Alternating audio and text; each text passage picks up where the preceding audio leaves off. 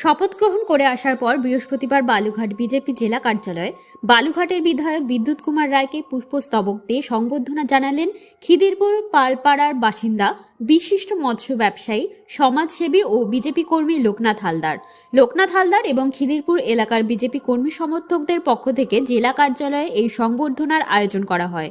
শপথ নিয়ে বালুঘাটে ফেরার পর জেলা কার্যালয়ে আসেন বিধায়ক বিদ্যুৎ কুমার রায়। সেখানেই তাকে ফুলের তোড়া দিয়ে শুভেচ্ছা জানান লোকনাথ হালদার। এই সময় বিজেপির একাধিক নেতাকর্মী উপস্থিত ছিলেন।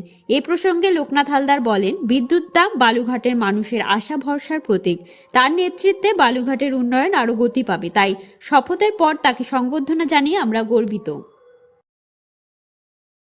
আমি বিধায়ক হিসাবে বালুরঘাট 39 বিধায়ক হিসাবে শপথ নিয়ে আজকেই বালুরঘাটে আসলাম এবং এই যে একটা অপশাসন মুক্ত যে সরকার গঠিত হলো বিজেপির দ্বারা, সেই সরকারের আমি অংশ হতে পেরে গর্বিত।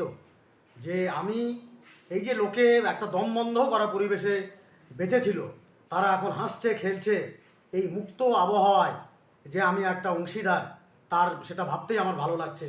এবং বালুরঘাটের মানুষ আমাকে যে দায়িত্ব দিয়েছেন সেই দায়িত্ব এবং কর্তব্য আমি পালন করব এবং তাদের দায়িত্বের মর্যাদা রাখবো বলে আমি আশা রাখি।